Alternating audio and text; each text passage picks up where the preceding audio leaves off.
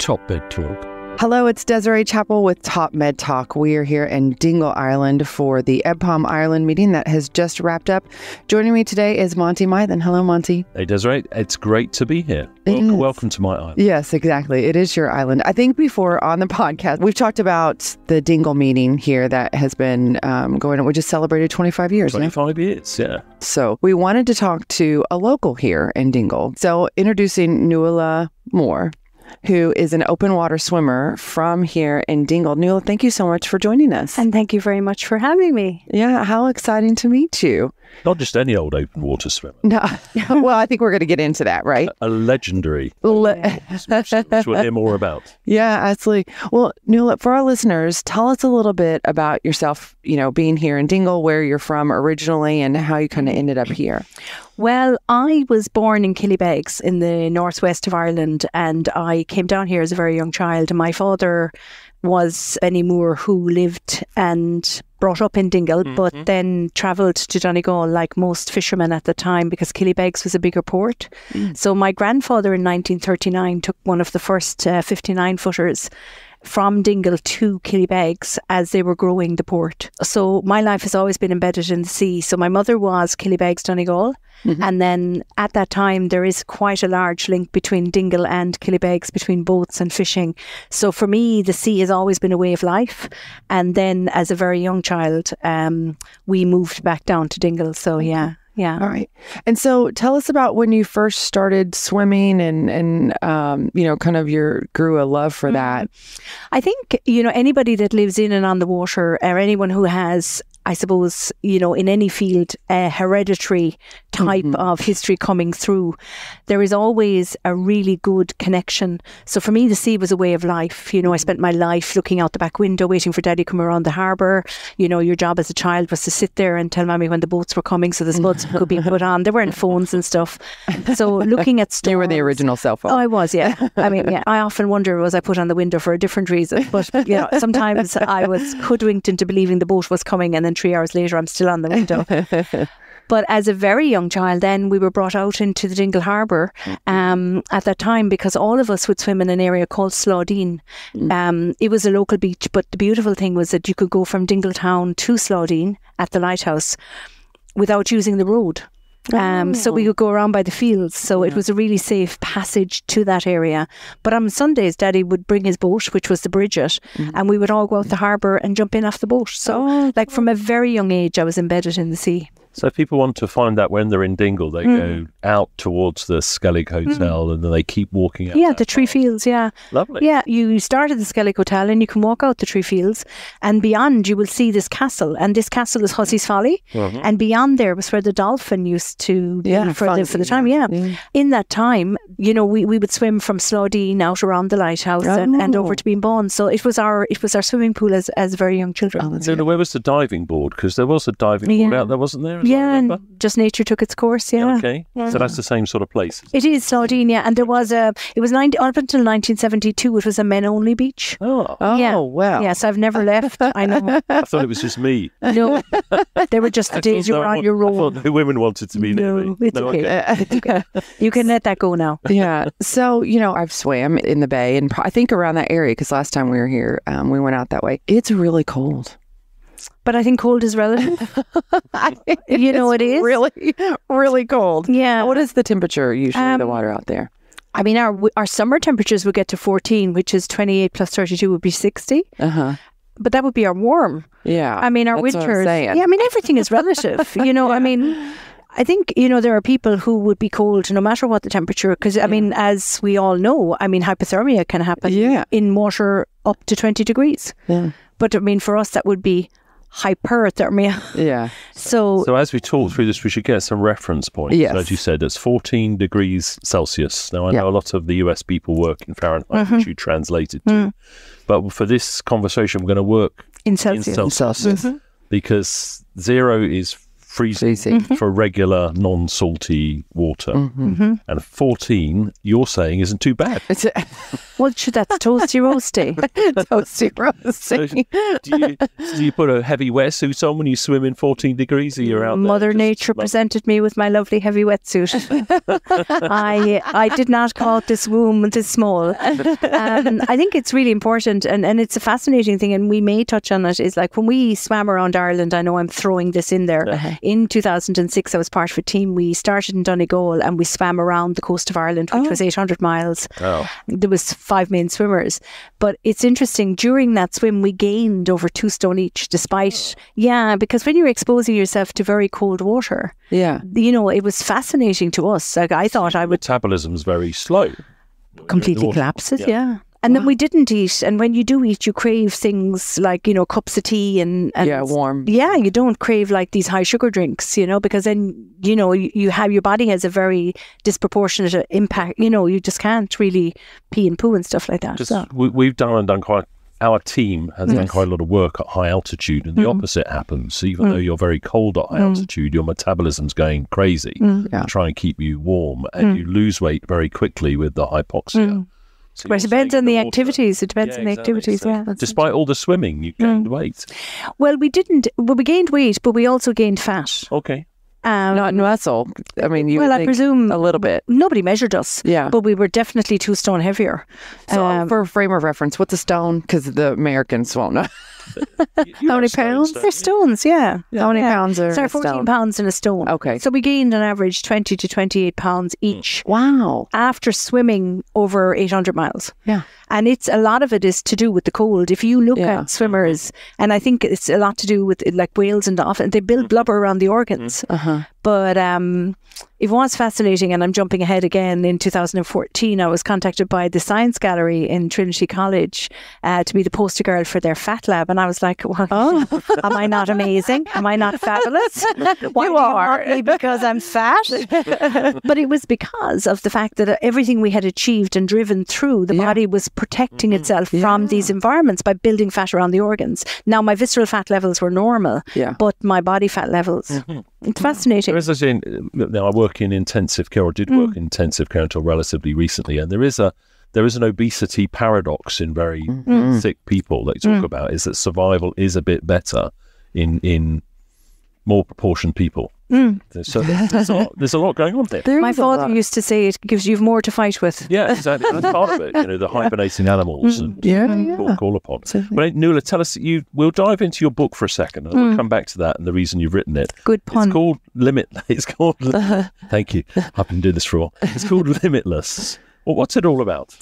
It's interesting. I was commissioned to write a book on my journeys, and the book that the commission was done from Gill Publishing was nothing to the book that I have presented. And I think in a way I called it Limitless because we're completely limited. We're limited by closing the door, we're limited by opening the door, we're limited by our lives, but we're also limited by medical, we're limited by everything. Like, you can have all the wishes in the world, but then you have to then face the limits that you're faced with and then work within them to push them. So I liked the term limitless because, you can flip a coin and what are you today? Basically, I'll just do a very quick overview and we can dive into areas. In 2006, I was part of a team. We swam around Ireland 56 days, 800 miles, up to 20 miles offshore in horrendous conditions.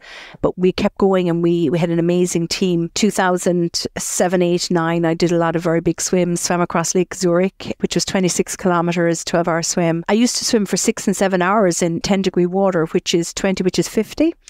And again, it's pushing your body into that area. And again, areas that I struggled with there was recognizing, are you okay? Because we override that all the time, don't we? For sure. The signs and symptoms. And then 2011 and 12, I discovered ice swimming, which is fascinating. And I know what kind of swimming? Ice swimming, swimming. Yeah, which is swimming in water 5 degrees and under, which is a standard that is accredited to that temperature. But it's swimming in very cold water. Fascinated by the experience, I was invited to Siberia. And at this point, we had swam a mile at 5.5 degrees, which would be 45. And it was painful. It was all of the things, but they were signs that I was recognizing but not understanding. When I went to Siberia, and we can come back to any of these areas, I was invited to swim at 0 degrees with minus 33 degree air. So again, being in the water was much harder than being in the air. So I'm going to pause you there for a second, because I'm thinking that water freezes at 0 degrees. That's the freezing point of water. But I'm assuming this is salty water. No, this is fresh water. They cut it out of the ice. Okay. So the ice could be 3 to 4 feet deep. Yeah. And then they get the chainsaws, which is totally incompatible with blood pressure, by the way, when you hear the woo. And then you realise, what am I doing here? Did somebody not read the terms and conditions of this swim? And then where you have fresh water in river, it can -1, -2. You can get really cold water in fresh water as well. Gotcha. But it's down very deep because it doesn't freeze the whole way. So I cockily decided, a new word, I decided quite cocky with my achievements at that point, that I would take on 1,000 metres at 0. Now, only 2 other females in the world had done that. But so higher altitude. No. What's 1,000 meters? 1,000 meters in distance. In distance. Oh yeah. I was like trying to figure swim. A 1 kilometer swim. One swim. Okay, and gotcha. only freezing water. Freezing water. And only Lynn Cox at that time had done it. But I kind of thought, I've achieved all these amazing things. It's only swimming for 20 minutes. And I thought, who gets out of bed to swim for 20 minutes? Who even takes that challenge? And I'd stay in bed to avoid it. But for me, that was my life at the time. I had just swam 12 hours across Lake Zurich, and it was another thing to excite me. And I remember putting my feet into 0 degrees. And you don't have a wetsuit on for this? No. Or you do? No. Okay. So getting down the ladder and holding on. And actually, prior to this, which is very interesting, it was the first time that we had been given ECGs. And it's a fascinating journey, because suddenly, I'm all excited, all rocked up. I had my coffee. Yeah. So your heart rate's going. Oh, bumming. And then the chainsaws. They really get going. And then I'm hooked up to a machine. And the doctor looks at me and says, no. And I'm like, what do you mean, no? You're alive. I'm like, what do you mean, no? And then she said, no, too much activity. And I thought, but they weren't. Because your heart rate was too high. So and my blood pressure. My ECG was all over the place. And they said, to take on a distance of over 300 to 400 meters, you need to be in a perfectly calm position. And I didn't understand any of this. It was my first time experiencing this pushback. So we were given our water and told to go into a calm space. No more out, no more nothing. So I had about another hour, and if I could effect change on my blood pressure, they would be willing to allow me to go in. So I went to the quiet space, which was now full of people, but there's a great calm in it. So the first time, obviously, I came back down again. Now, I don't drink, I don't smoke, I would live a very good, healthy lifestyle. But actually putting my feet on the ladder and experiencing that. And your heart rate drops. Yeah. So fascinatingly so, I remember putting my face in the water, and I thought, I only have to hold on for 40 lengths of this 25 metre pool. Yeah. But a length and a half in, everything went crazy. Nothing was working. Now, bearing in mind, I knew nothing about cold shock at this time. Okay. That is never. It's the face going in there. A major part. No. Interestingly, no. The cold shock happens the moment you start to put yourself in, and because there is an increase in ventilation. Yeah. You see people before they go into it. You just said it yourself, the way that you go into cold water and it starts to, it's the mental state. But is it their diver's reflex too, though? That's a mammalian dive reflex by putting your face in the water. Yes. But therein lies an interesting conundrum, which I discovered afterwards, which is the autonomic conflict. Yep. And Professor Tipton talks a lot about this. Like Tipton, Yeah. And it's to do with the fact that, you've got two conflicting, you have one escalating and one reducing. Yeah. But all of that's the beauty of education. But at the time I knew nothing. And after 150 metres, I put my feet under me when I thought, I'm going to die. This is not something I can do. And I'll never forget exiting the pool, standing up and thinking, how did that happen? How was I pushed back? So look, there's no heroes in any sport. So I came home and I sat down with a cup of tea and I started Googling all this stuff. And I suddenly discovered that there's all of this information from Gordon Guisbrick and from Mike Tipton and all of this information. But it's relative to casualties, people who put themselves in an environment that they need to be taken out of. But I was saying, like, how do I apply that to me? Because I'm going in there to kick my legs and rotate my arms. And to stay in the water. And breathe. It'll work. Yeah, but actually to push. So, yeah, it was a fascinating experience. And I actually got pen and paper and I started to pull it apart. And I decided, you know what, I can do it if I can bring everything in line.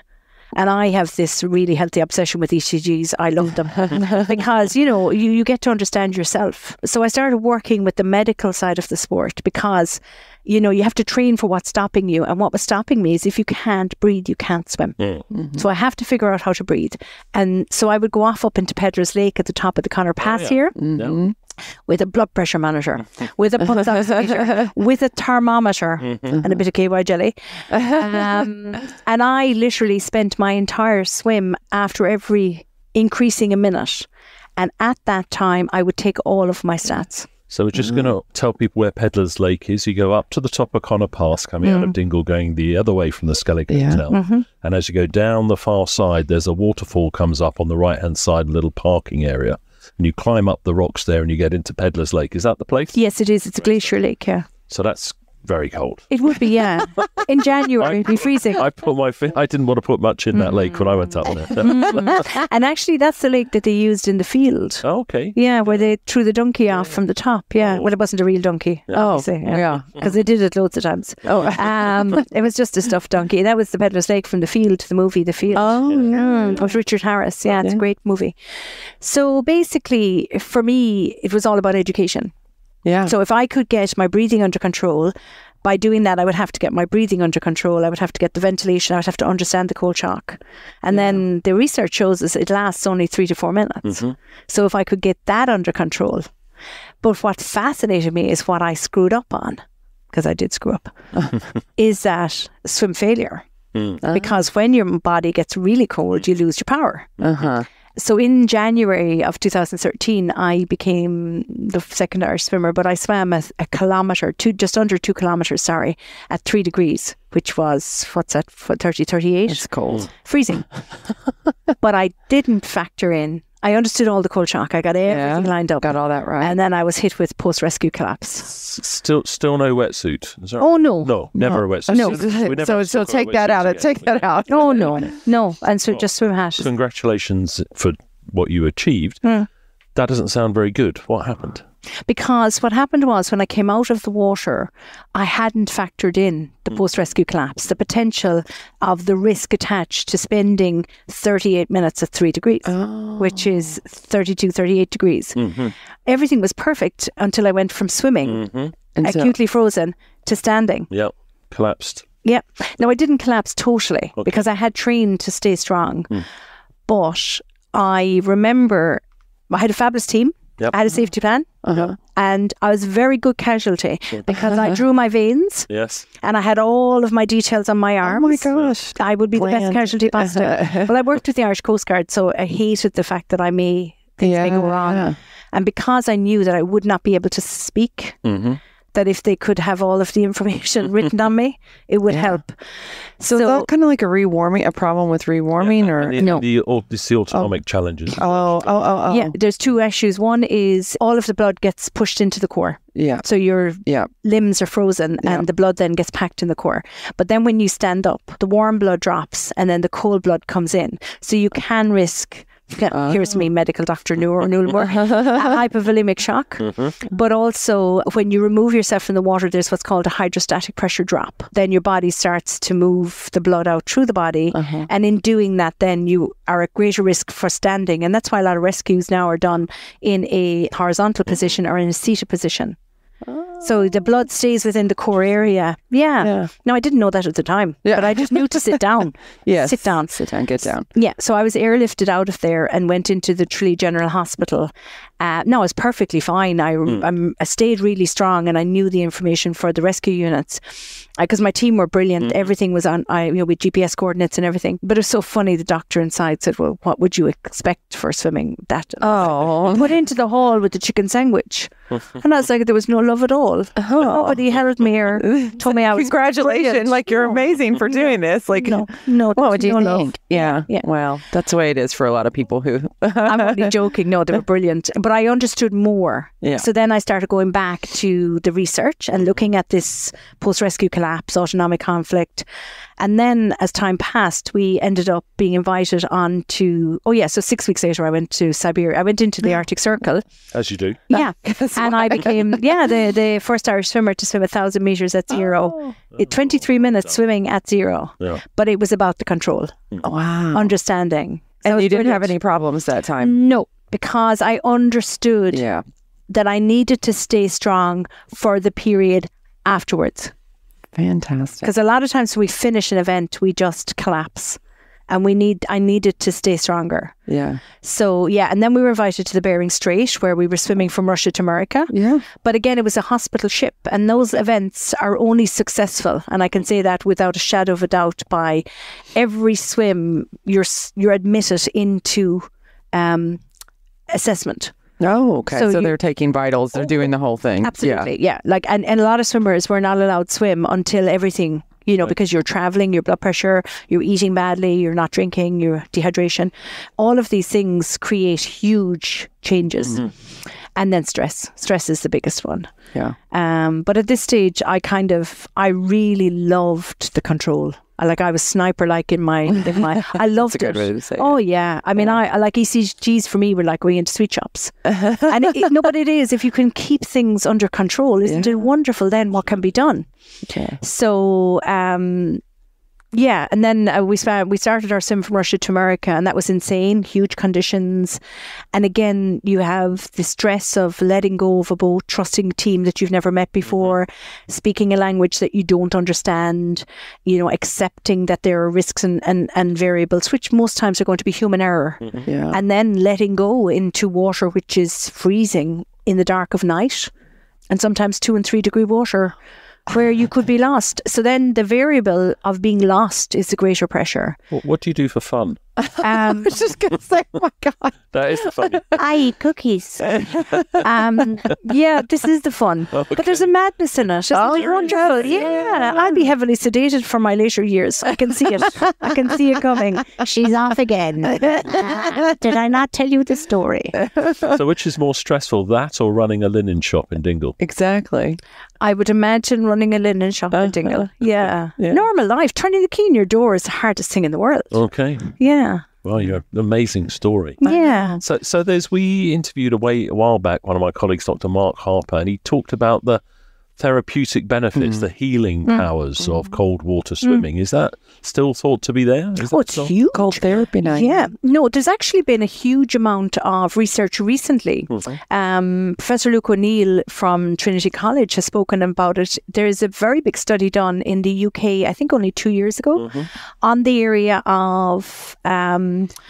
I'm going to tread carefully here because I'm speaking to people who have an understanding. It's the sense that the cold water triggers a reduction in some inflammation in around the brain area, and it triggers proteins.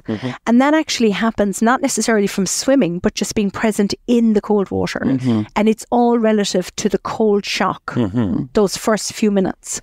So there is a lot of studies which are giving them an insight into dementia and into Alzheimer's. And it is, if you go back years and years, sure, our parents or grandparents, they were always in the cold water. So there are great benefits in that area. But then, we talk about the people who go in and now they're getting great healing benefits. But it comes back for me to being supported. Sometimes challenges in my life, I would go in there not to do anything, not to achieve anything, but just to breathe. And I think if you're in an environment where you can feel your balance, Because I think with gravity, we don't actually feel our balance.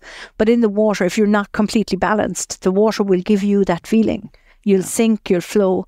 So there's a great sense of everything. There's tribe. And I always say, like, you can go in with 57 problems and you come out and you're freezing. Yeah. That's the only one you have. It is. And people... You can't feel your toes. You just can't. And you forget all the other stuff because you invite it in. Yeah. So I think with a lot of stuff, like with this explosion of people who are going into the water, there's also risks attached. So again, I come back to being the Grim Reaper because I do think, you know, like you do have to understand the risk. Yeah. So I think with everything that I had learned, you know, I decided then to write a manual based on all of the research, and you know, and it was purely to look. Oh yeah, that's what I'm holding here. Yes. An insight into the world of ice swimming. No, but it really was. You know, it's so important. Yeah, it is. Through it, that's great. Yeah. And you see, what it is that everything, in my understanding, everything needs to be applied. Yeah. So you can have research, and I spoke to Mike Tipton about this. I went to extreme physiology conferences. You know, I went to the extreme ocean medicine course primarily because, like, it's one thing to have the information. It's another thing to apply it to a sport which is incompatible with what the research is. Yeah. Because, I mean, if you have cold shock, you're supposed to relax and let it pass. But how can you if you're going to kick your legs and rotate your arms? So it's about understanding the limits that are imposed on you by your body and science, and then working carefully inside it. Because, I mean, I've equally done a chapter on why swimmers drown, because technically, if you are a swimmer and suddenly you're not able to swim, we have to try and understand all those areas. Because it's not, as far as I understand, it's not a great idea by starting off on your first day aiming to dive into very cold water and hoping it goes okay. Is that you've got to take it bit by bit? Yeah, look, I mean, you know, diving into very cold water in itself isn't a great idea anyway. Yeah, and actually going back to our competitions, that's the first thing that they removed when the crowd started coming, because unfortunately in anything it's a numbers game. Oh yeah. And as the crowd started to come into the sport, they had to start looking at things that they could protect the sport, because the integrity of the sport is vital, and you can't legislate for some things that are stupid. So when you are diving into cold water, there are risks. Yeah. There are huge risks in doing a tumble turn. So walking in slowly going is the right way to do it. Is that And you see, That's what I do. yeah, I would suggest that. It's a health message for true. You know? Yeah, I would suggest at that point, Monty, you're looking for a hug. Okay. You know, Don't try and get cold water therapy. Yeah. You just need a hug. So, you know, if you look at a lot of people, and that's an interesting one, visualizing and knowing exactly what the challenge is can reduce your response to cold shock. Because if you look at people who go in, they're only up to their ankles and they're going, oh my God, it's freezing, but you haven't even experienced it. How do you know? So you have got to bring that down. It's true. I will say, so cold water therapy is really taking off. They're selling, you know, at our local Costco. I think that will, you know, everybody understands that the local shop. Ice baths that are literally the size of this counter that you can just take a dip in. So it's not really cold water swimming so much. It's more cold water dipping, you know, saying that they're having benefits. But I've done this a little bit. So I swam in the Irish Sea, and I've swam, which is very cold water for me. And Absolutely, I hate the cold. With the boys up in Dublin. With the the Happy Pier. Do you know them? Yes. See, yeah. No, I haven't met them, but I know of them. Yeah, they swim over on Greystones on that side. But what I will say really rang true, and I had not thought about this, is that when you get in, you have to deep breathe and you have to get your heart rate back in control and do all those things. Because if you just get in and get immediately out, it's painful. I mean, it really hurts, and it not that it doesn't when you get out, but you're not really calmed down, where if you stay in for just a little bit, like you actually do calm. And then I feel like that's when the therapeutic benefit really happens. It is. But it's a very thin line between the calming down, the staying in, and the cold and then water. hypothermia. No, but then the hypothermia, you'll be long under pressure before hypothermia kicks in. It's what's called swim failure. Oh, okay. And this comes back to what we spoke about when your hands and feet get really cold, you lose power. Yeah, you can't do anything. So if you lose power, you lose the ability to return to the shore. You also lose body position. So if you are unable to stay high in the water, when you rotate your face to take a breath, your body has dropped. Therefore, you are now at a risk of inspiring or aspirating water. So when we talk about staying in, you have to know your plan. And I always, and this is one of the reasons, I mean, I couldn't stop the speed of the sport. So I thought if we can educate. Yeah, that's great. And primarily, you know, it was only just purely taking the research. Because if you swim out, you have to understand that may take you 2 minutes, but it may take you 6 minutes to come back. And you have to understand the impact of putting your body into this condition. Yeah. Your battery's going flat. Yes, really. Your VO2 max is dropping. But you also have this sense of, I suppose, anxiety creeps in. What if? And they say to swim in groups, but what if people in the group are not? But what if they're all struggling? Start to fail themselves. Exactly. So that's why I would always say you plan your swim, you swim your plan. So therefore, if it is freezing temperatures, if it is 6 degrees, if there is a wind, if there are variables there, you swim within the limits of the group. You swim to the weakest link. Because other people may not be able to rescue or remove you or them from the scenario. So for me, I mean, I went off. I was getting so confused and frustrated with the world because education is vital. I'm also 30 years a diving professional as well. So I would have had like a lot of understanding with the whole, you know, depth pressure and the medical side of it, because dive medicine is huge. But I love the fact that, you know, people are so delighted to go into the water. But if we can just create a limit. And I brought it back to the fact I was so cocky taking on 1,000 meters at zero. Cocky. And I've stopped at 150. So if you can, you know, if you can share information to the point that people can learn, because education is everything. Yeah. So Nuala, well, touch on the book again for a second. You can buy it everywhere? Yeah. Best ideally to come here to buy a copy. Oh, you'd sign it for it. Yeah. No, I do. Yeah, I have copies here. Yeah, I do. I wrote it really because I felt I was drifting back into my own grey. Like you get to a certain point and you wonder, like, where's my legacy? Like, what if people forget me? And I think you do get to a point, it's like, you know, I mean, I achieved so much, but I sacrificed so much. Like I gave up so much to be me. It's not easy being me. And I think, like, actually recently I was invited to Carton House to speak to the Irish rugby team. Oh, yeah. Yes, I was. It's working. Listen, I was so busy telling them, like, this is greatness. No, but one of the most amazing things that we have in our lives is the ability to break and build. Pull ourselves apart, to look at our weaknesses, to build them, to recreate, to build. And I think that's the beauty of putting teams around us. So yeah, in writing the book, I suppose I wanted to leave a story of what strength looks like and what courage, because people look at swims and they don't know the why. Like, why did you give everything up? Why did you challenge yourself? And I think we do need to kind of give ourselves credit for the sacrifices we've made along the way. So if everyone has got the relevance of that, as we stand here at the moment in September, it is the 2023 Rugby World Cup. Yes. And Ireland are currently ranked as the number one Oh, they team are. in the world. Wow. They played South Africa recently, who are the current holders of the Rugby World Cup. Yes, and that's what you were talking to the Irish team about, how to be better, and they beat the South Africans. Yes. Well, they have to, the finals not yet. Well, yeah, but still to go this far is wonderful. You know, you claim glory. So I was just going to say you should. But like one of the things that I shared with them is that, like, as we all know, there are times when your progress is completely pushed back. In the Bering, it took 27 swimmers 6 hours to swim just 2 kilometres. Like, who would view that as achievement? Very few. But you have to stay strong enough, long enough, in the hope that your competitor will weaken. Or is it took about 72 minutes until Ty Furlong went backwards in the front row. So that's not, I hope he's not listening. Oh, she did. One of the things that I was trying to explain is, like, I mean, I'm not a lean, mean fighting machine, but I'm still powerful in a storm. Yes. And I was saying that there are people whose job it is to go in to literally hold up any type of pressure. And their job is so that the fast boys can rest. And you know, there are people in this world whose job it is, and our job, Anne-Marie and myself in the Bering, is like, we were never going to make immense speed, but we were never going to be threatened and pushed back. And I think we all have a skill set. Like, we all have something within ourselves that allows us to kind of say, right, okay, this is the sum of the parts. This is the value of everything that I have gained along the line. And this is my contribution. Because everything is achieved because every single skill is put together. So you talked about the possibility of swimming at altitude. So to orientate people as well, we've done Peddler's Lake.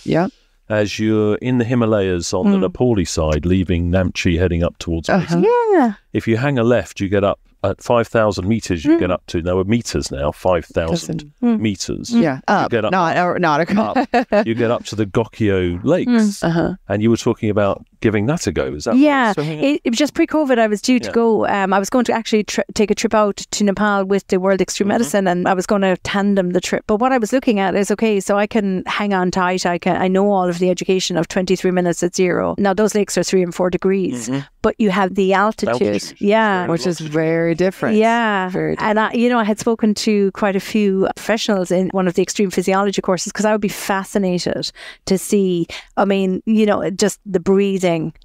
Just the control. It's hard to, until you've acclimatized it, and then it's hard. At 5,000 meters, it's hard to do anything. Yeah. Your VO2 max is already dropping and dropping and dropping, which is part of what the team I've been involved with has looked at. So So maybe you don't have to go to 5,000. What is the highest altitude? But you know what? There's no point in mediocre. Exactly. That's the one to go for. I think we've learned that from you. Yeah. Wow, sure, that's like incredible. You can or you can't. Yeah.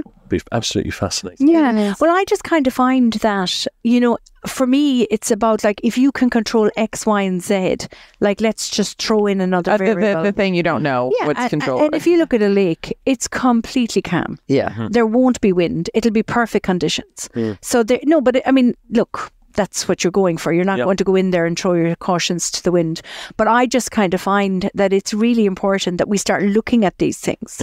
Yeah, to be learned because from you know what it is. Yeah. Nuala, this has been a fantastic conversation. Thank you so much. So Limitless, it's probably a lot of what we discussed today.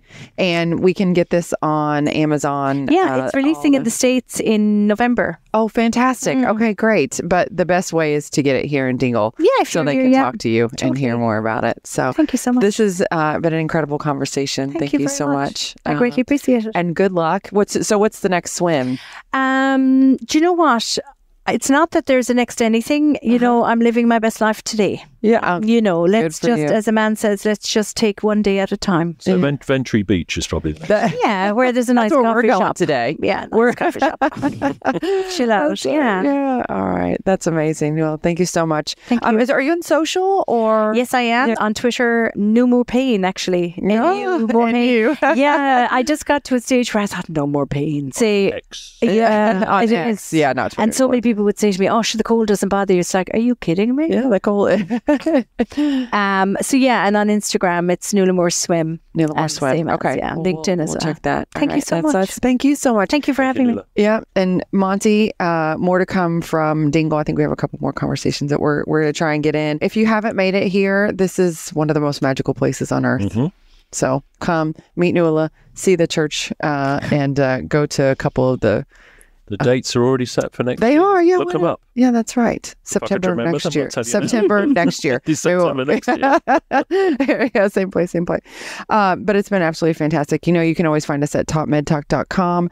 We are headed to the American Society of Anesthesiology in San Francisco, Anesthesiology 2023. We will have an awesome booth there. Come by and say hello. And we'll catch you next time. Top Med Talk. Thanks for downloading Top Med Talk. Don't forget to subscribe via your podcatcher. Don't forget to check us out on social media. We're on Twitter, Facebook, LinkedIn, and YouTube. And also, don't forget, Top Med Talk is the broadcasting arm of EBPOM, Evidence-Based Perioperative Medicine. We'd love you to find out more about that. If you check out ebpom.org, you can find low prices on some of the conferences we're organising around the world. Many of them are virtual and don't even involve you leaving your own home. Check out ebpom.org now.